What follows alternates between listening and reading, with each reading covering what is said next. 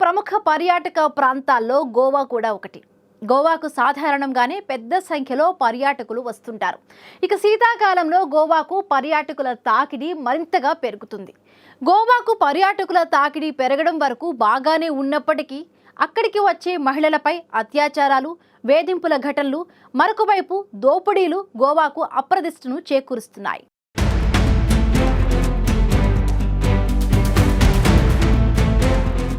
మన దేశంలోని పర్యాటక ప్రాంతాల్లో గోవా ఒకటి.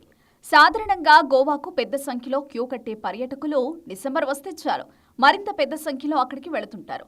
ఒక్క మాటలో చెప్పాలంటే శీతాకాలం పర్యాటకుల స్వర్గధామంగా గోవా నిలుస్తుంది. గోవాకు దేశం నలుమూలల నుంచి పర్యాటకులు పెద్ద సంఖ్యలో వస్తుంటారు. ముఖ్యంగా ఆంధ్రప్రదేశ్, తెలంగాణ, కర్ణాటక, మహారాష్ట్రలతో పాటు ఉత్తరాది రాష్ట్రాల యువత సైతం గోవాకు వెళ్లడానికి ఎక్కువగా ఆసక్తి చూపుతారు. ఇక ఐటీ ఉద్యోగుల గురించి ప్రత్యేకంగా చెప్పాల్సిన పని లేదు. ఐటీ ఉద్యోగులు గోవాలో పార్టీల కోసం ముందుగానే డేట్ ఫిక్స్ చేసుకుంటారు.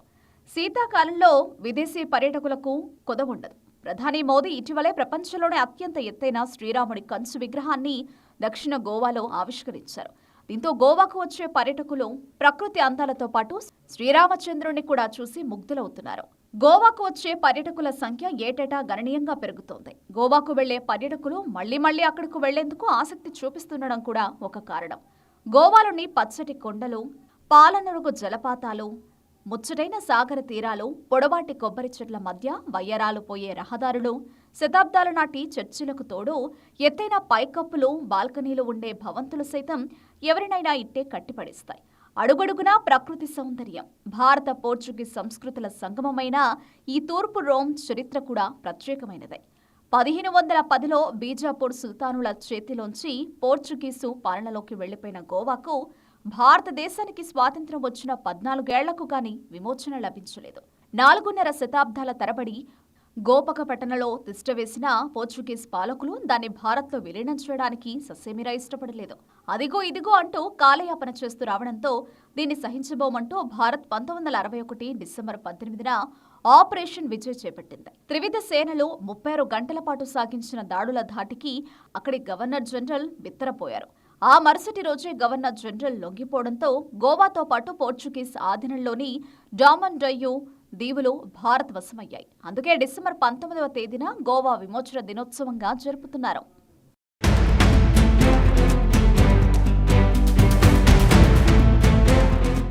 పోర్చుగీస్ వారి నుంచి విముక్తి పొందిన గోవా మొదట కేంద్రపాలిత ప్రాంతంగా ఉంటూ వచ్చింది. 1987 మే 30న గోవా ప్రత్యేక రాష్ట్రంగా ఏర్పడింది.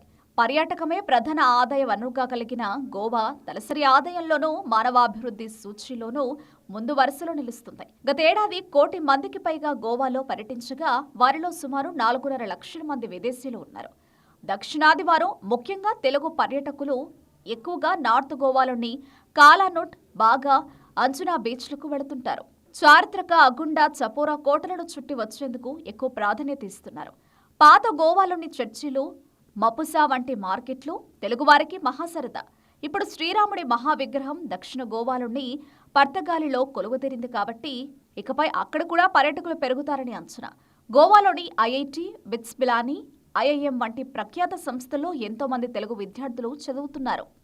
ఉత్తర గోవాతో పోలిస్తే దక్షిణ గోవా కొంచెం భిన్నంగా ఉంటుంది. ఏకాంతం, ప్రశాంతత కోరుకునేవారు గోవాలోని పాలోలెం, అగోడా బీచ్లలో కనిపిస్తారు. విదేశీయులు ఎక్కువగా వచ్చేది పాలోలెం, అగోడా బీచ్లకి. ఇప్పుడు చిక్కొచ్చి పడింది కూడా అక్కడే. విదేశీ మహిళలపై లైంగిక వేధింపులు, అత్యాచార ఘటనలు గోవా పరువు తీస్తున్నాయి. ఎక్కడో మొరాకో నుంచి వచ్చిన మహిళ తీవ్ర అస్వస్థతతో గోవా ఆసుపత్రిలోని ఐసీయూలో ఉంటే అక్కడి వైద్యుడు ఆమెపై అత్యాచారానికి ఒడిగట్టాడంటే పరిస్థితి ఎంత దారుణంగా ఉందో అర్థం చేసుకోవచ్చు. 2019లో 9.4 లక్షల మంది విదేశీ పర్యాటకులు పంజిమ్కు వస్తే ఇప్పుడు అందులో సగం మందైనా రావడం లేదంటే అందుకు కారణం ఇలాంటి అకృత్యాలే అని ఖచ్చితంగా చెప్పవచ్చు. గోవాలో డ్రగ్స్ దందా, దోపిడీలు, పర్యాటకులపై అత్యాచారాలు, వేధింపుల ఘటనలు ఇటీవలి కాలంలో అధికమవుతున్నాయి. గోవాలో డ్రగ్స్ దందా, పర్యాటకులను దోచుకోవడం వంటి ఘటనలు తరచూ వెలుగు చూస్తున్నాయి. బ్రెజిల్, నైజీరియా వంటి దేశాల నుంచి గోవాకు, అక్కడి నుంచి హైదరాబాద్, విశాఖపట్నం వంటి నగరాలకు డ్రగ్స్ సరఫరా అవుతుండడం కలవరపరుస్తోంది. ఇటీవలే దర్యాప్తు నిమిత్తం గోవా వెళ్లిన తెలంగాణ యాంటీ నార్కోటిక్స్ పోలీసులు అక్కడ ఓ నిందితుడిని పట్టుకుని 1.25 కోట్ల విలువైన కొకైన్ స్వాధీనం చేసుకున్నారు.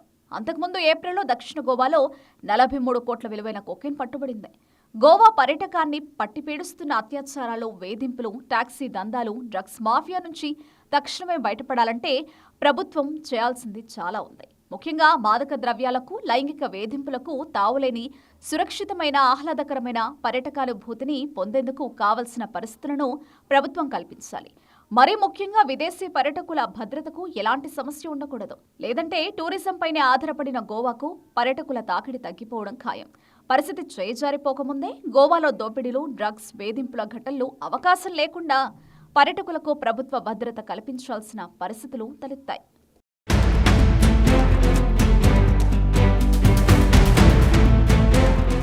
గోవాలో ఇటీవలి కాలంలో పర్యాటకులకు భద్రత లేకుండా పోతోంది. ఒకవైపు దోపిడీలు, మరొక వైపు మహిళలపై అత్యాచారాలు, వేధింపుల ఘటనలు నిత్యకృత్యంగా మారాయి. ఇలాంటి పరిస్థితుల్లో ప్రభుత్వం పర్యాటకుల భద్రతకు తగిన చర్యలు తీసుకోకపోతే గోవాకు అప్రదిష్టే కాదు, పర్యాటక రంగంపై తీవ్ర ప్రభావం చూపడం ఖాయమనే అభిప్రాయాలు వ్యక్తమవుతున్నాయి.